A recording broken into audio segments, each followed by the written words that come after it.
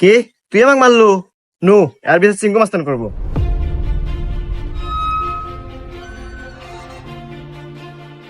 চিঙ্কু মাস্তান ও আমাকে একটা থাপড় মারছে, আর বিচার দেন।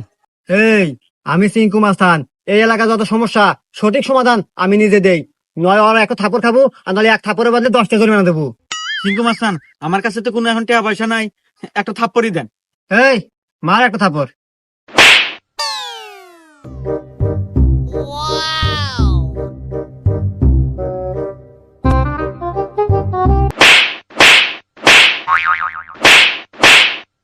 এই যে আমি এখান থেকে যাওয়ার সময় 50 টাকা পরে বাঁচিলাম, তো ভাবলাম যে এখানে খরচ করে দিই।